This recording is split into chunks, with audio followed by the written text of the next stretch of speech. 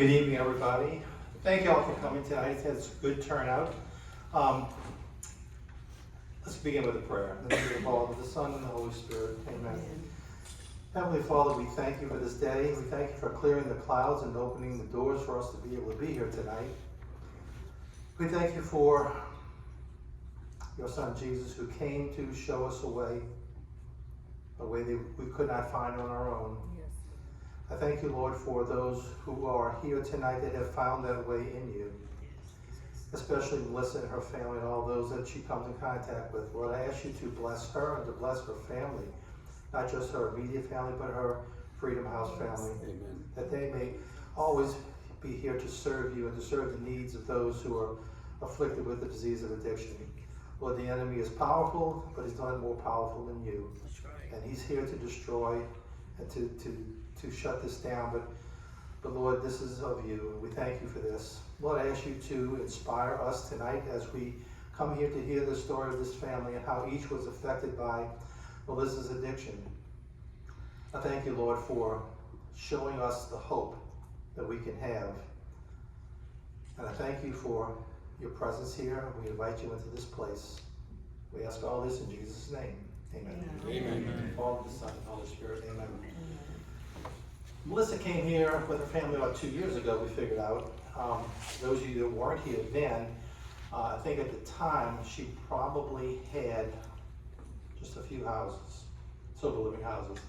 I met Melissa, we figured that out too today, about 14 years ago when she was in rehab at ADU. I was chaplain over there. And we met each other there, we connected a few times, and then I didn't hear from her. And then one day I heard, I think it was after Operation Angel. I heard about this young lady who went through Operation Angel in St. Tammany Parish, and she not only found sobriety and found her way, but she also decided she was going to open a sober living house. I said, wow, that's great. I need to go talk to this lady. So I called her up. I didn't know it was her. And so I'd like to come and meet you. Are you available? So I went and stopped and bought some. How many ladies you have at the house? It was like 6 at the time. So I stopped and bought a big fat Cane's chicken. I went over and I walked through the door. She says, I know you. I said, we're from ADU. It's like, oh my gosh. And so we kind of recollected then. And I have seen firsthand by helping getting people in her sober living house, the compassion, the empathy, the love that she has for those who are afflicted with the disease of addiction. I have seen people, I've talked to her, and it's like, I have somebody that really needs help. And she says, Louis, I have the room. I said, this is the real deal. I think they're really ready. If you know anybody, she says, send them over, I'll calm them. And she did. And that's one thing. Between the empathy and the compassion she has for the people, as well as her faith. She's on a faith journey as well. And this is not just about her. This is about what God has done with her. What I would consider a true miracle.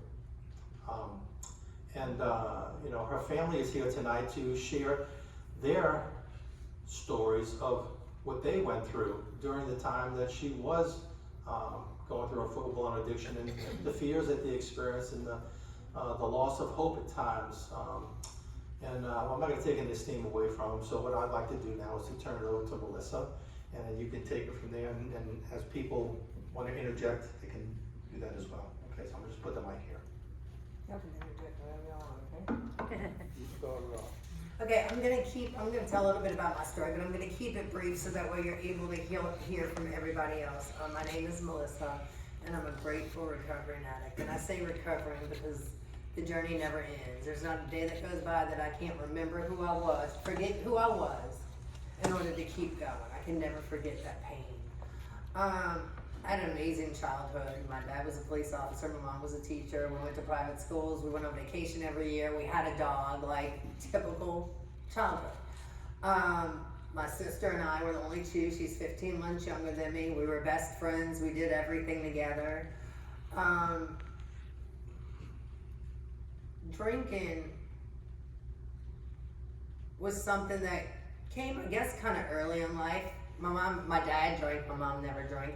And so we would have parties and, 16, 17 years old, as long as you don't leave the house, there was a swimming pool in the backyard. Y'all can have, you can stay here. Everybody turn in their keys and we're gonna have a party, okay? And that happened every now and then. It wasn't like an every weekend thing or whatever. And we probably should have caught something sooner because I drank to get drunk.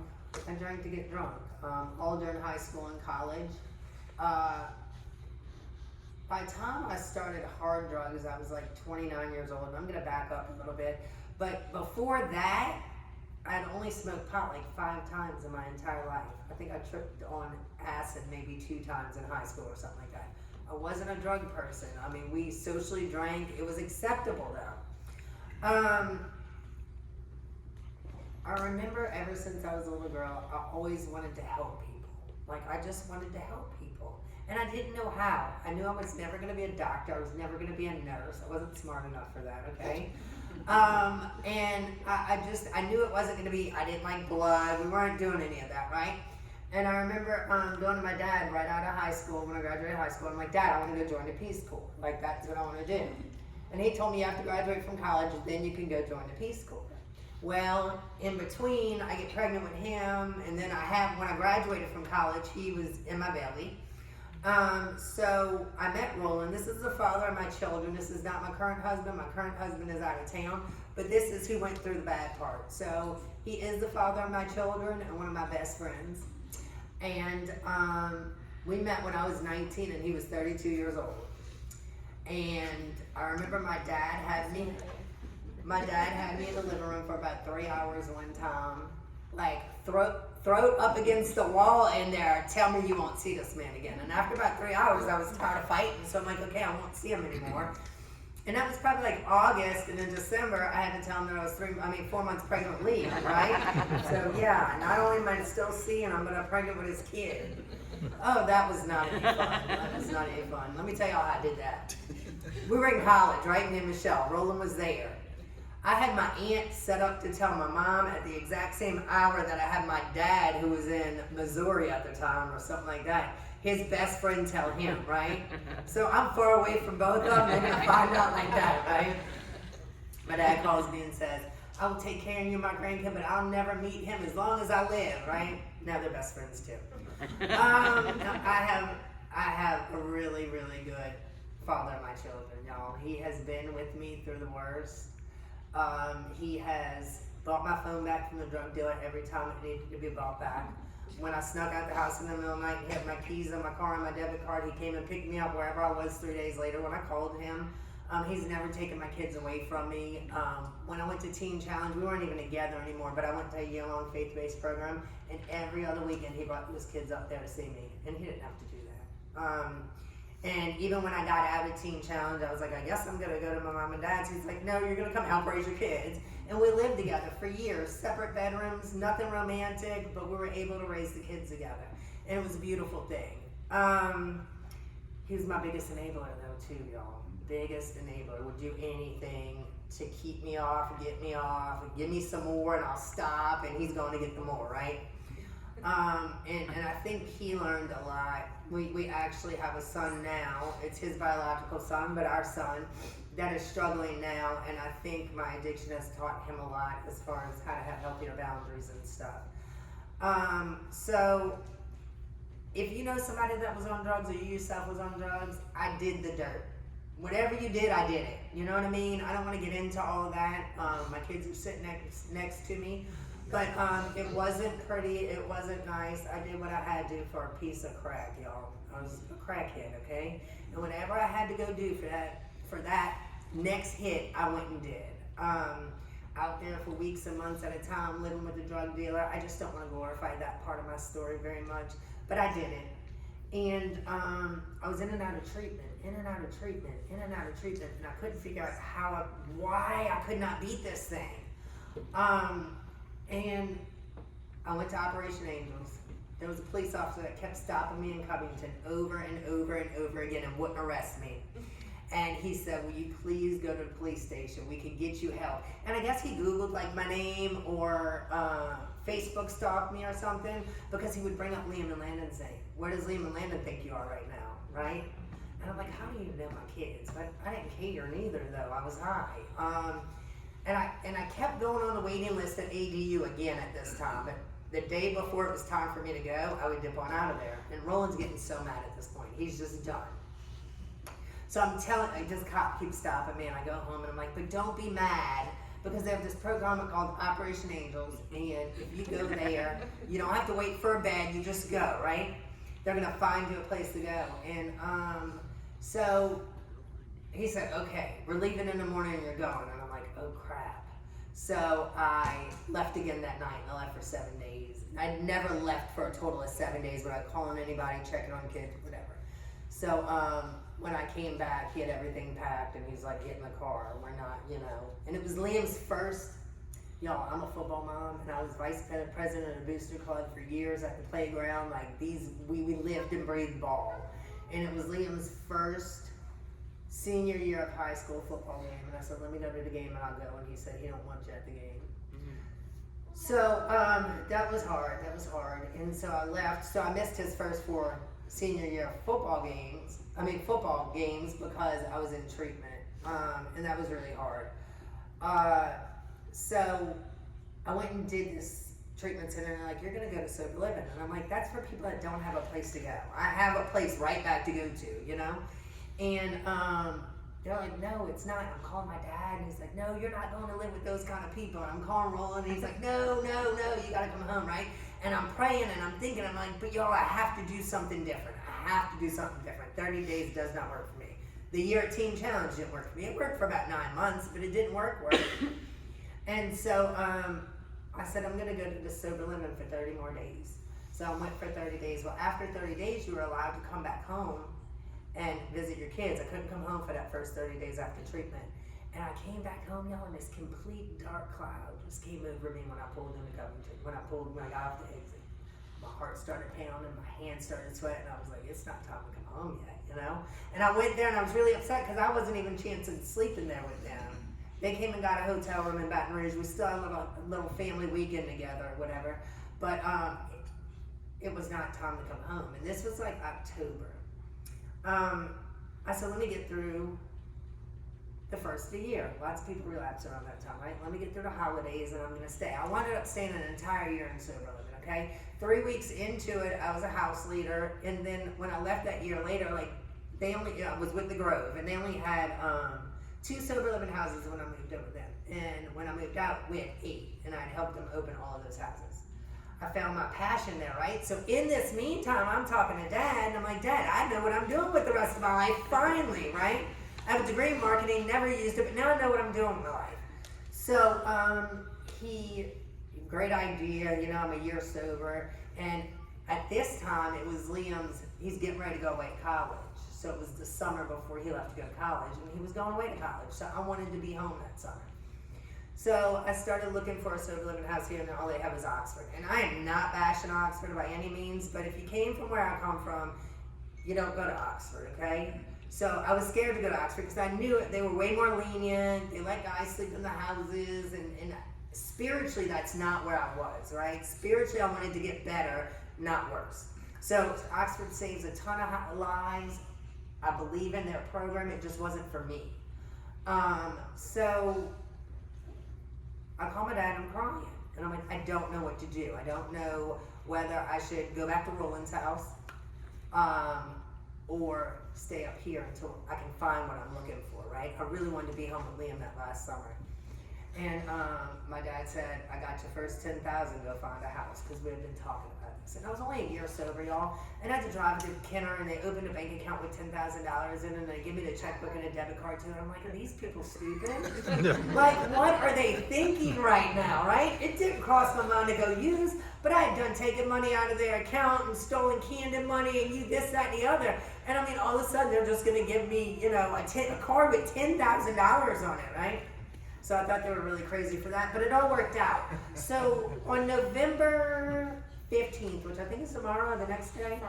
Friday. On November 15th, 7 years ago, we got the key to that first house. Now, you gotta remember, that first house was the only house that I planned on opening, and it was for me to live in it and have accountability with other girls. That is why I opened that house, right? I was dating my husband at the time, and he was living at an Oxford House in Shreveport. Oxford House changed his life. He did great there. And I kept getting calls from boys' houses, and I didn't have any boys' houses, and I didn't, I couldn't do that. So I'm like, okay, you just moved down here, I'm gonna open a boys' house. And so my husband opened the boys' house, and I opened the girls' house, and today we have 15 houses. And in 7 years, we got 15 houses. And through the grace of God, y'all, like, it's completely like a God thing. Like, there's no way. 2 years ago, we opened an intensive outpatient program, which I've been wanting for years, because I just knew it would make my houses healthier if we were doing group and individual therapy, for your first 3 months or whatever, and it did. 3 months ago, we opened an inpatient treatment center in Amy, Louisiana, and all that was like a very far dream of mine. Like, all this stuff that happened, you know what I mean? I was like, there's no way we're really gonna be able to do it, but I would love to do this one day, y'all. God just like opened the doors. He opened the doors, and I know he opened the doors because of the way that we love people. Like, I don't ever turn people away for not having money. I don't ever turn people away because, we don't vote people in and we don't vote people out. Like, everybody's accepted. Like, I'm gonna give you a chance. If you wanna be sober, we're gonna give you a chance, and we're gonna do everything we can to help and support you and try to get you on your feet. Not everybody makes it, you know what I mean? Not everybody can do it. But if you're willing to fight and get your life back, I'm gonna fight right back behind you. Everything that's happened in my life from, I don't know, 8 years ago, going all the way back to the 14 or 15 years ago, I don't even know how many it was a God thing, right? Because I always knew I wanted to help people, and I didn't know how, and this is how I was able to help people. I lay in bed at nighttime, and it just blows my mind what's going on in my life today.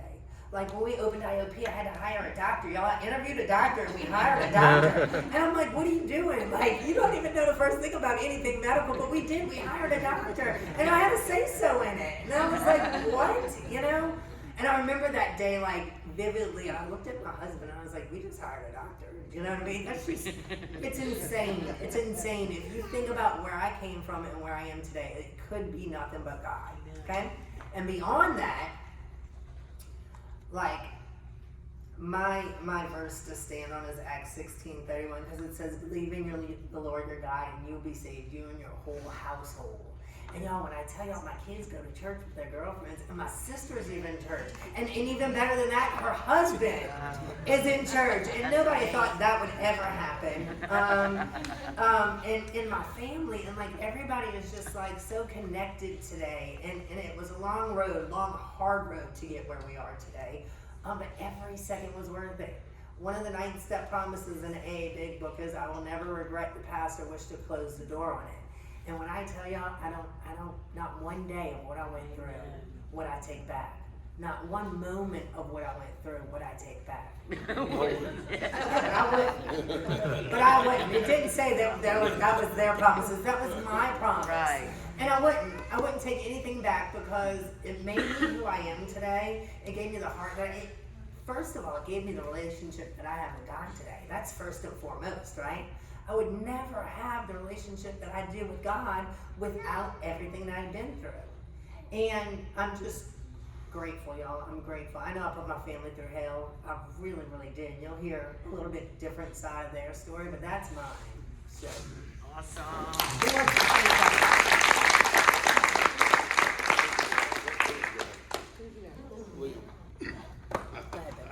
Jeez. Yeah, So I like to talk. Okay. Can y'all hear me well enough? Yeah? Yes. Okay, good. For y'all that don't know, I'm Liam. I am Melissa's oldest son. I'm currently working at our residential center out in Meat. And I guess to tell you, I guess what I'm supposed to do is tell you a little bit about me, I'm assuming. So for y'all that don't know, which you should know by the way me and my mom are and how close we are, my mom is my absolute rock.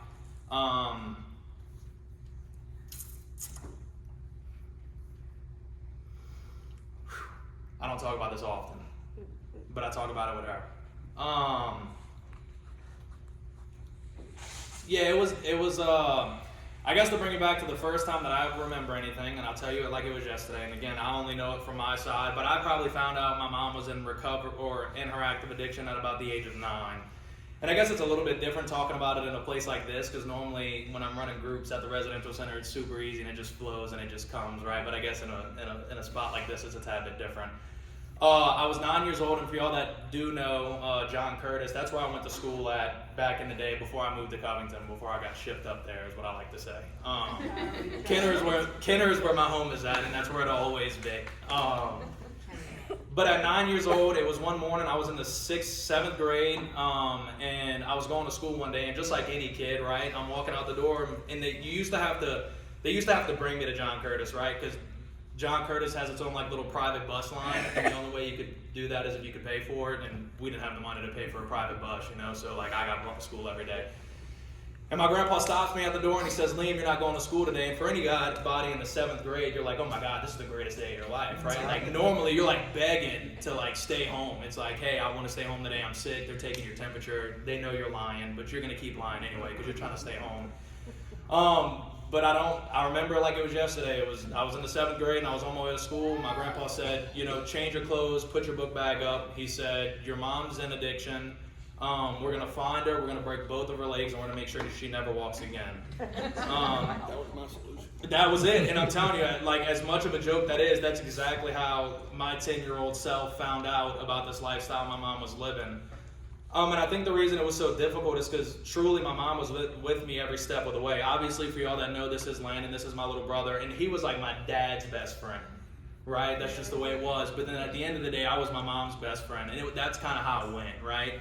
I was always up with my mom, he was always up with my dad. So for me, it felt like I didn't just lose my mom, I lost a part of me along the way. And in terms of just the whole spiritual thing, right? That's one thing, like, and I'll admit, even today I struggle with dearly, right? Because they tell you, and I'm working there, I'm getting there, right? Slowly but surely I'm getting there. But it's, you know, I felt like a part of me, not necessarily was lost, but that child, I had to grow up relatively quick. At 10 years old, you find out your mom's in addiction, and it was a really difficult time for me. And I felt like I had to put the weight of the world on my shoulders when I really didn't. That was something my own little childhood self had made up in my mind, and it wasn't true at all. But that's what I thought, and that's what I rolled with, and that's what I believed. So as I grew up, right, again, like I stated, my mom was my everything, but it was like every time I just kept getting hurt, right? And I kept getting hurt, and I kept getting hurt. But again, like my mom stated, man, I'm so grateful for the way it happened. It allowed me to be the man that I am today. I truly didn't know what I wanted to be when I got older, because, you know, every child wants to be in the NFL. And I stand on this, I was a rock star football player, and that's just, it is what it is. So I told myself at 5'10", 210 pounds, running a 4.9, you're gonna make it to the NFL, right? That's a lie. I had none of it. I didn't have the height, I didn't have the weight, I didn't have the speed, I didn't have the strength, I didn't have any of it. You had the heart. You're right, I did have that. So, you know, while I'm growing up, man, I told myself my whole lifetime, like, man, you're gonna make it to the NFL, that's what it is. And, you know, my parents and my grandparents, this is how I know you can't really trust them when, like, you get up. I'm serious. You can't really trust them when you dress up nice and they say you look good, because they just lied to me my whole life. Like, yeah, you're gonna make it to the NFL. It's not happening, right? But again, I grew up my whole life thinking, like, man, I'm gonna make it to the NFL. That's what I'm gonna do, right? So I ended up going to Jackson, Mississippi to play college football. And I had a great time there, and I was gonna tell myself, you know, you're gonna go work in the finance field. You're gonna do something with finances. I love math, I'm a huge math guy. So I thought I was gonna go be like an agent for an NFL player. That was my new goal, right? As an 18-year-old, that's what I thought. In my sophomore year of college, my mom came up to me and she said, what do you think about being a counselor? Right? And that's when, like, the wheels got to turning. But I won't tell you exactly what I told my mom when she told me, but I'll just tell you that I told her no, right? I was like, I'm super tired of dealing, thank you. I'm super tired of dealing with not necessarily you, but I meant you and I meant everybody like you, right? And that's just how I felt. That's just the way, you know, my heart was hurting. And I couldn't see myself doing it. I couldn't see myself working with people who I felt like hurt me. And when I used to use the word "you people," I will not lie to you. It was a devastating feeling for me, but I have to give it to my mom. The only reason I have the biggest heart in the world is because that's who I got it from, right? The only reason I am the man I am is because of her.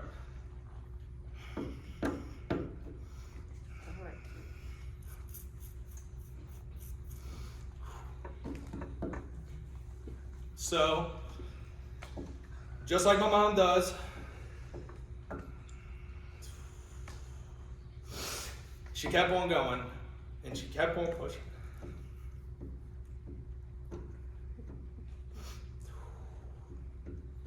I'm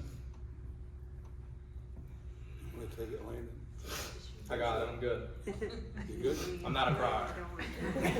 I'm definitely a crier. I'm a crier. But my sophomore year, man, she kept on pushing me, and she wouldn't leave me alone about it, right? It was like a monthly thing, like once a month, Liam, become a counselor, Liam, become a counselor, Liam, become a counselor, and finally I was like, you know what, I'll try it. I'll give it a try. The only thing I can needed do... somebody with that master's degree, and it wasn't going to be me. One of us had to go back to school. And he's very smart. So my senior year of college, I had to either, it was during COVID year, so it was really weird, right? So it was like you were half online. Everything was just a super weird time in life for really everybody, especially if you're in college. It was rough. And I'm not an online loner, and that's what class went to. So finally, my senior year, my first semester, I ended up getting an internship. It's called Region 8. Not Hotel 8, nothing like that. It was Region 8, right? And it's this treatment center up in Jackson, Mississippi. But I got to do it from both perspectives, so it was really good. I got to do it from the finance side, so they let me do all their billing and finances, but then they also let me sit in on groups.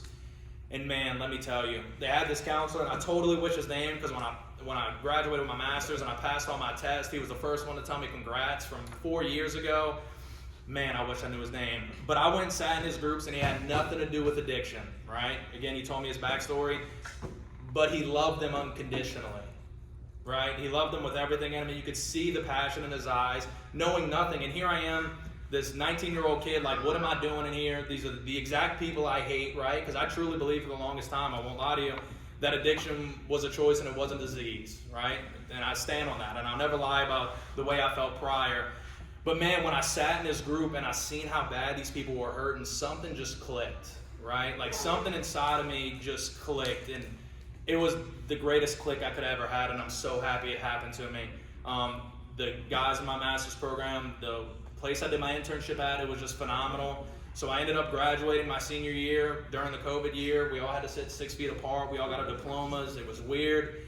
And then that year in May, I ended up applying for Southeastern's master program, and I ended up getting in.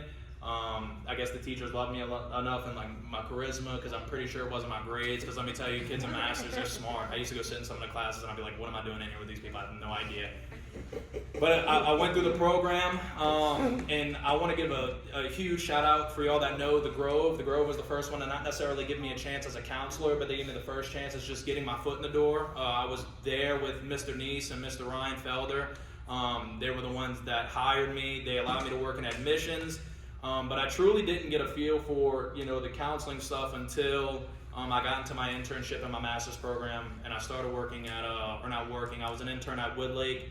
I was the one in the Life Center, they call it. I'm pretty sure it's the IOP, the Intensive Outpatient Program in Baton Rouge.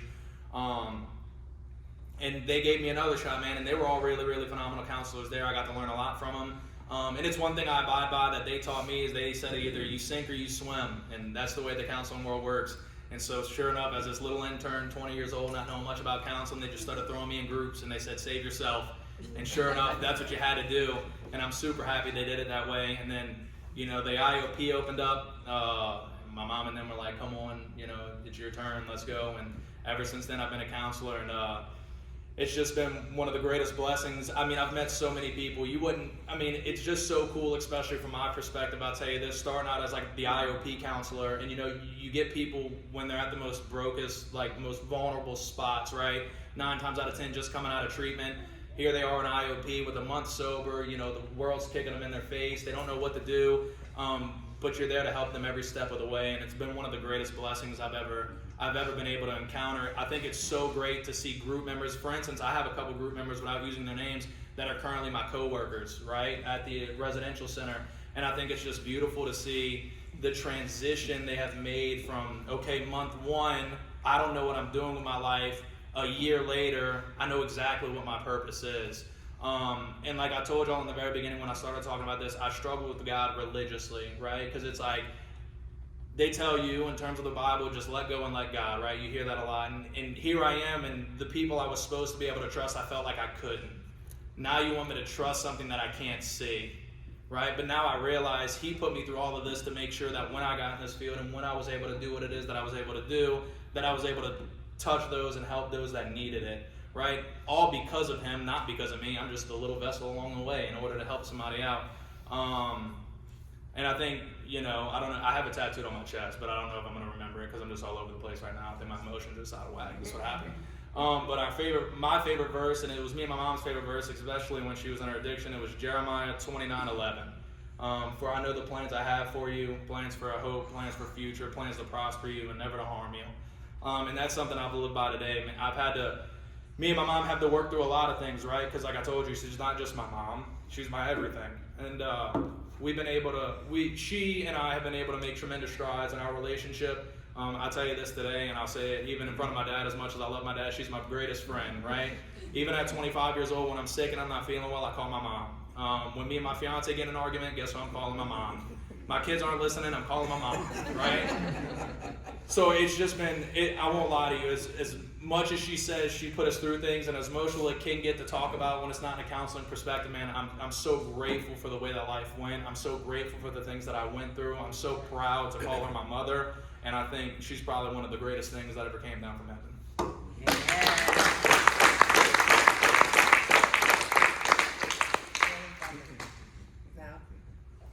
He'll cry too.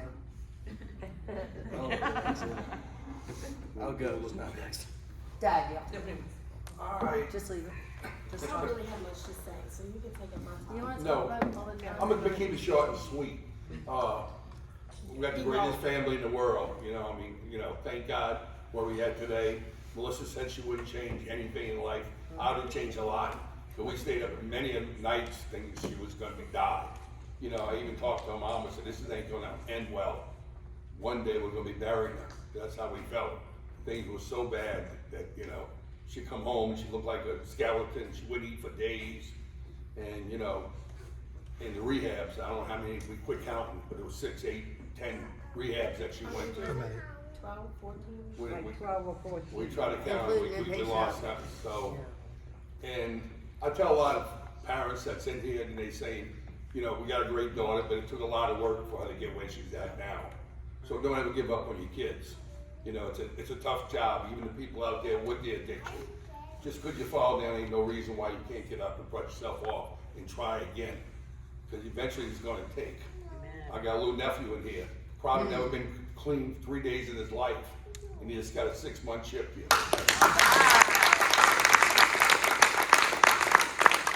So if you work it works. And parents don't give up. Keep your chin out, keep talking to your kids. Depend on God. Without God, we'd never have none of this. Amen. And I'm just great. I got these 2 daughters. They both work together in the treatment centers, in the houses, and we're so blessed. It's unbelievable. And I'm ending with that. Thank y'all very much. Thank you. I don't really have anything to say. Hey, you do. Yes, you do. I'm Melissa's sister, and why you looking at me Because like you're that? about to cry, y'all. What's wrong with y'all? I am Michelle. I'm Melissa's sister. I am 15 months younger than her.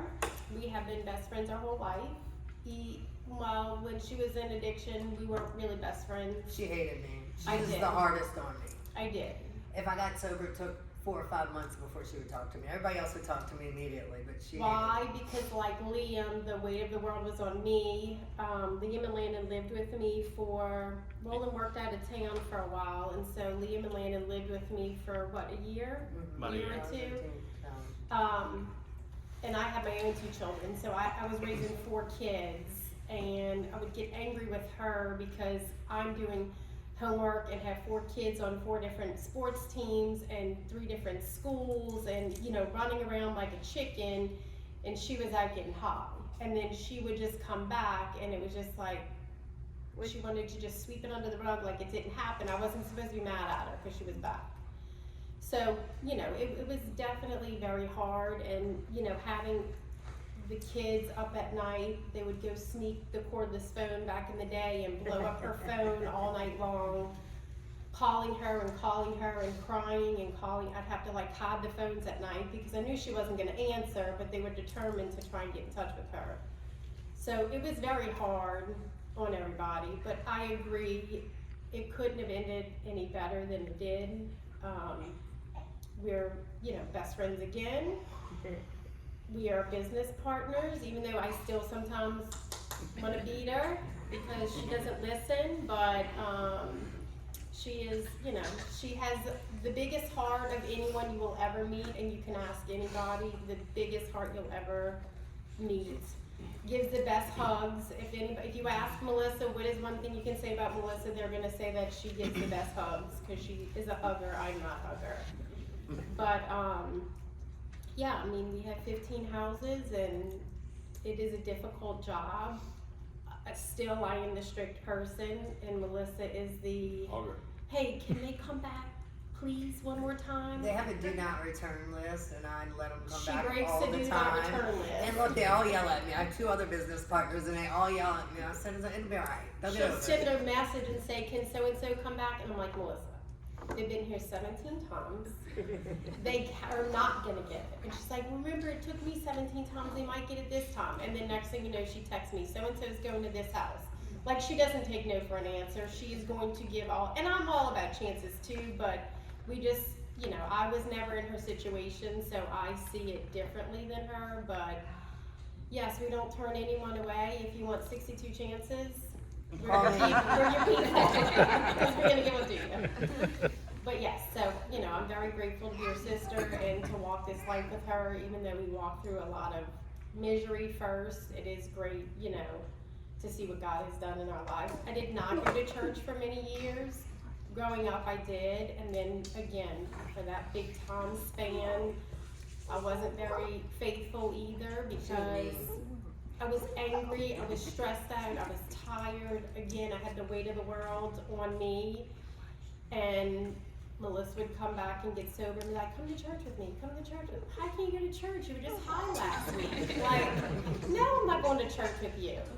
And then one day I went to church with her, and, you know, now I've been in church for probably 5 years, Bible study, you know, small groups, all of the things. My husband was me. He's a police officer. He's not here tonight because he's at work. But he would, I don't want to go to church. I'll show up after worship. I don't like the worship part. Drama.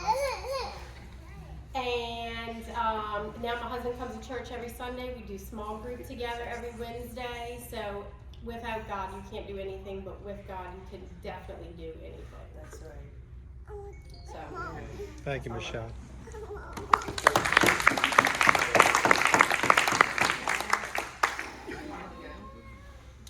Super nervous.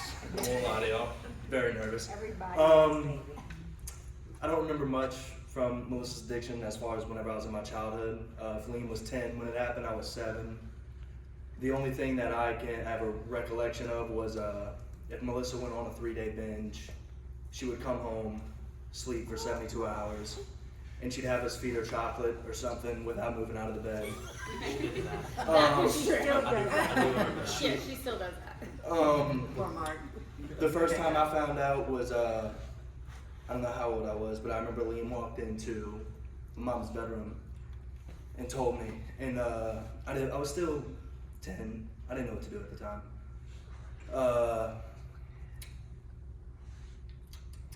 So growing up throughout my childhood, Liam protected most of it. Like Liam said, my dad was my best friend. I tried to avoid anything I could, so I would stay with my dad. And I don't have this extensive resume that Liam has. So when the IOP started, I became the bus driver. It's not a joke. So I don't handle all the trauma aspect like Liam does. I like to be everyone's friend. I don't like to make them sad and make them cry and all that. That's not me.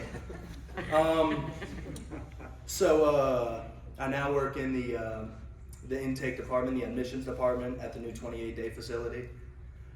But like I said, most of my childhood, I lived with my dad, Roland, most of the time. Liam stayed with my mother. I would remember going to treatment centers to visit her, bring her Popeyes or something to eat on. But, or we would go up to Teen Challenge, a memory I have. We would go up to Teen Challenge. My dad had some beat up Ford Explorer and the heater didn't work. And so we had to bring blankets. I do remember that. So there are fond, I remember that too. there are fond memories. But the last time she ever relapsed, I remember where I was. Before I was the bus driver, I was working at Five Guys. And I Liam love his resume. and Liam calls me again, and Liam always told me Liam would hide it as long as he could. And I remember when she got home, I put a tracker in her phone, and it's still in there. And I mean, I get nervous all the time. If she's marked in New Orleans, I love her to death. You still do? But I He still, still gets nervous. but Absolutely. I still check her location no matter where she is. If you can't get in touch with her for a few Yeah, hours because she turns her phone it's off always and on my sleeps. phone. Michelle calls Landon and says, check your mom's thing. Because and see where Landon's she always is." nervous. But yeah, that's really all I got, y'all. I won't lie to y'all. Thank y'all. Well, we love you.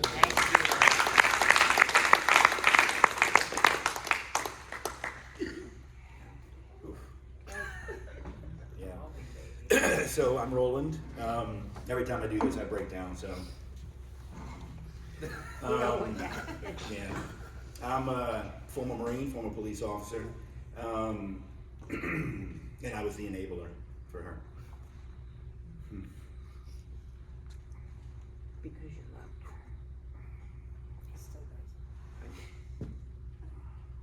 Okay, that's good. Yeah. One second.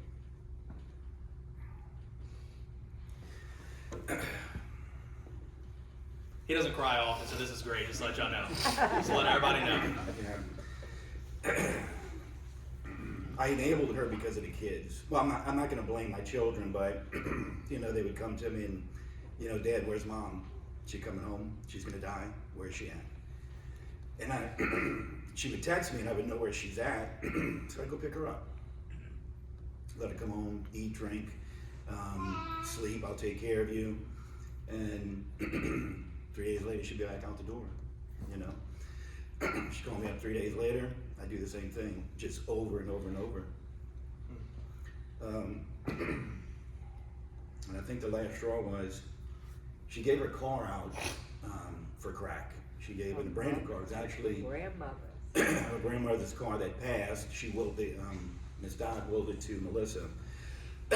So she calls me up and she says, Roland, she says, I'm here, or wherever she was, somewhere in Slidell.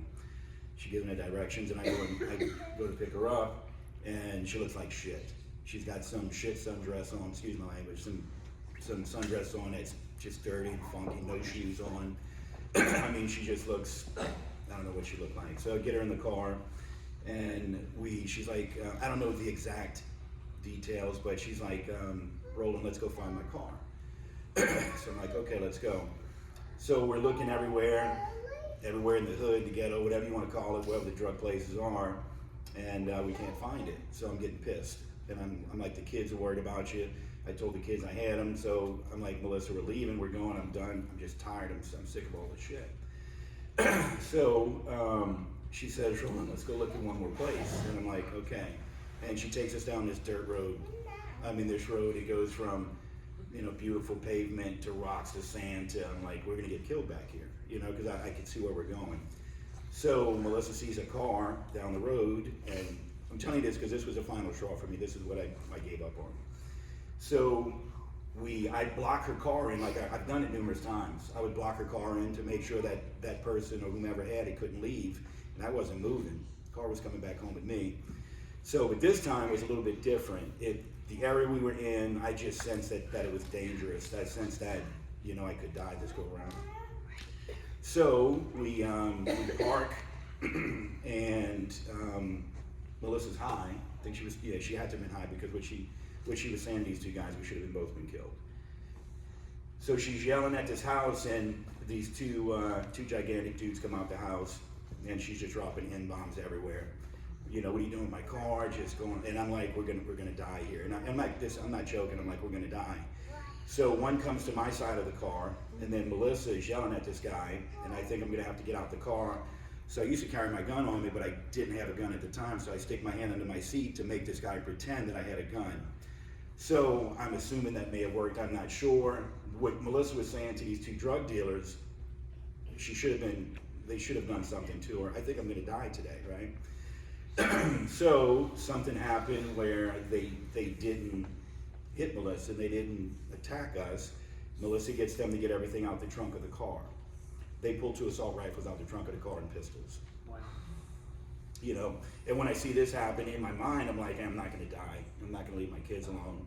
Melissa wants to die, she can die, it's not gonna happen. So we get in the car, Melissa gets in the car, these two guys go back in the house, and I'm like, Melissa, follow me. We're gonna put gas in the car, follow me home. So we're going home, and I'm on the rearview mirror watching her, and she just shoots off and she leaves. And then when she came back, I was just done with it. You know, I'm like, either we're doing something on taking the kids from me, or you're not gonna see them again. And, you know, so that was the last time I didn't deal with Melissa, but every single time I know Miss Kathleen and Eddie used to get mad at me all the time, that she's enabling her, why don't you just leave her alone? I couldn't. My kids are like, where's my mom? You know, where's my mom? Yeah, everybody else gave up on me. My sister, my mom, my dad wouldn't have anything to do with me. Oh, Wouldn't tough love. say We give didn't up. give up on you. It's called tough love. Well, they wanted to tough love me. I was worried about my children, and I know that's absolutely 100% enabling, 100%. But when I saw the smiles, you know, on their face, it was worth it. So, We love you. and that's it for me.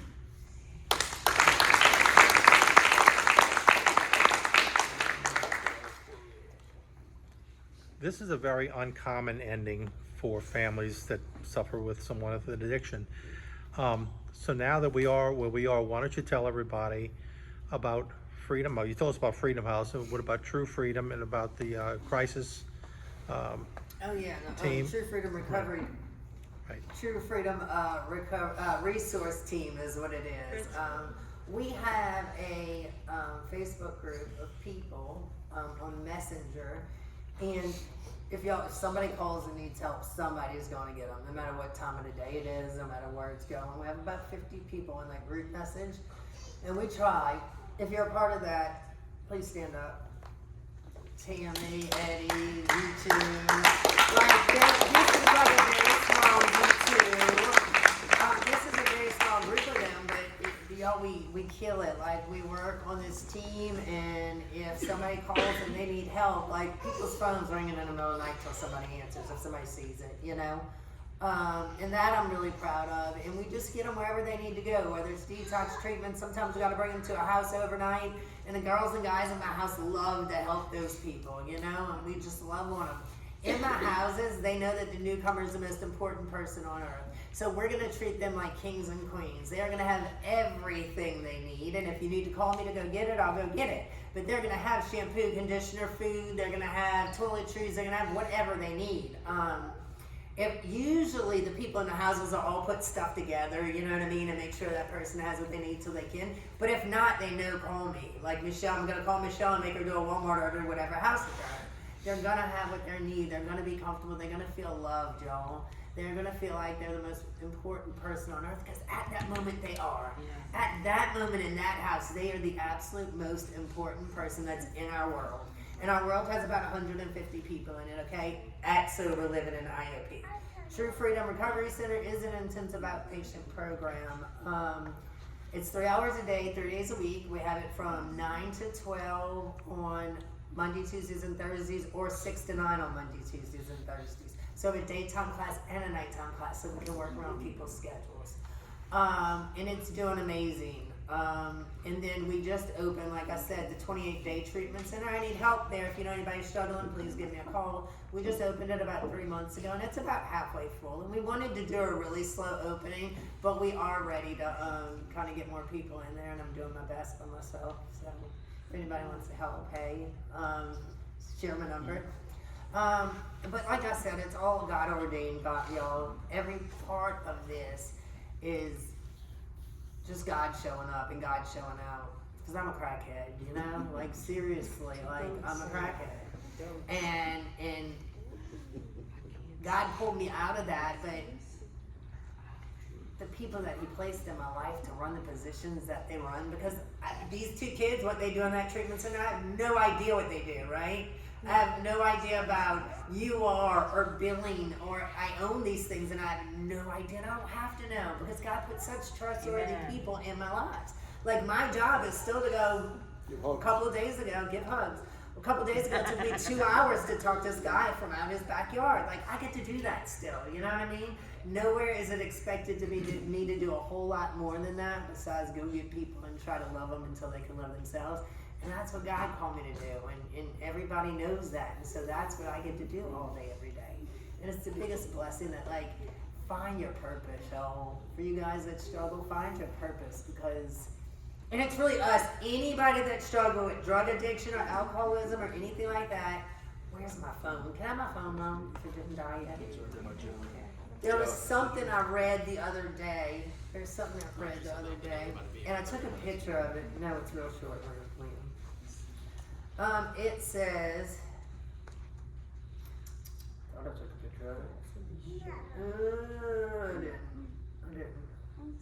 I didn't. If we struggled with drugs and alcohol, our purpose in life is to reach down to anybody else that struggles. You don't have to look for your purpose. I find that such a blessing. I found it such a blessing that I don't have to wonder why God has me on this earth, right? Because I know why God has me on this earth. And I know that I was put on this earth not for Melissa and her comforts and things that make her happy, but for other people, y'all. And as soon as you do that and you realize that, God is going to bless your socks off. I'm finding this thing. Give me a second. Ministry. Others being blessed by the oil that came from what crushed you. Yes. That is it. What crushed you in your life? Like, even people that don't struggle with drugs and alcohol, what did you go through in life that crushed you? Because there's your purpose, whatever it was. Being abused as a child, being the children of addicts, being abused by your husband and finally getting out of that. Like, whatever it is that crushed you, that is your purpose in life. That is what God's calling you to share and do with other people.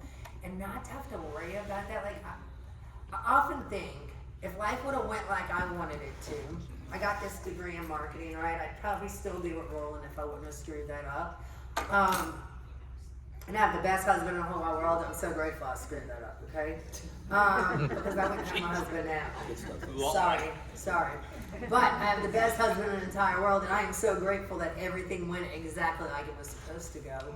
But where was I going before that? Oh, I often think about, like, if I would have never been addicted, right? I would have this degree in marketing, I'd still be married to Roland, and I'd have these 2 wonderful kids, but I would not know, like, I don't have to go to work every day. I get to go to work every day, right? I get to go do what I love every single day of my life. I'd probably be working in some, God only knows where I'd be working as a marketing person. I don't know, but it wouldn't be where I am today. And it wouldn't be, I wouldn't get to love like I do today. I wouldn't get to do the things that I get to do today, you know? I wouldn't get to sit here and tell y'all my story and how horrible it was and where God brought me to, you know? And for that, I'm forever grateful. I'm forever grateful. That's all I have.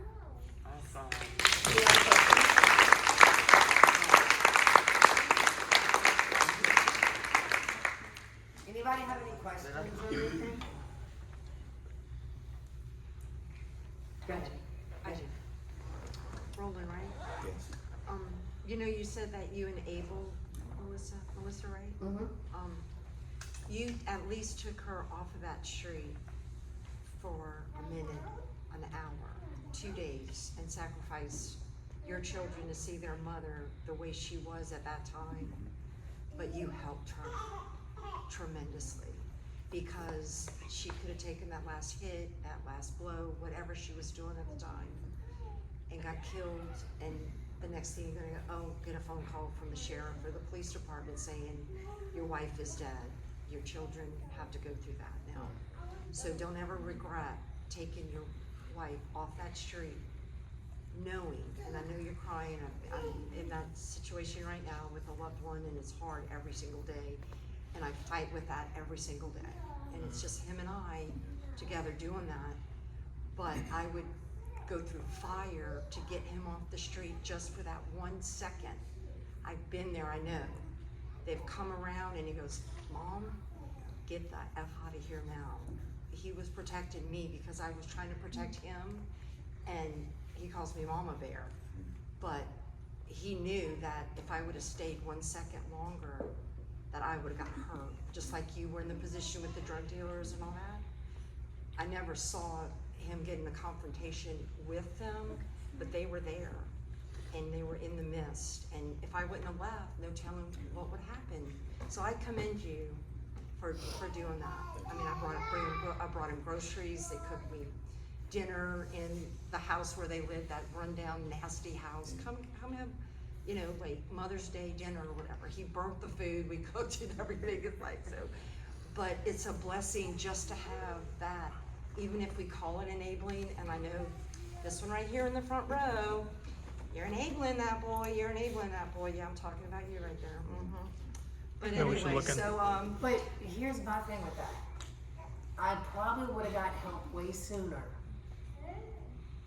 Cause it took him backing off and me not having anybody, I probably would have got help way sooner had he not enabled me for years. and I believe that too, like mom and dad. Yes. Like the tough love. Yes. And it's, look, And I love him, I'm not saying that he's a bad person or whatever, but I probably would have got help sooner had he not saved me every time. But you could have died too. See, so there's And I two, could- there's a there's double a- sworded, Yeah. there's a double sword. And I know your dad, I mean, he's a police officer. What has he seen for whatever, how many years he was a police officer? Right.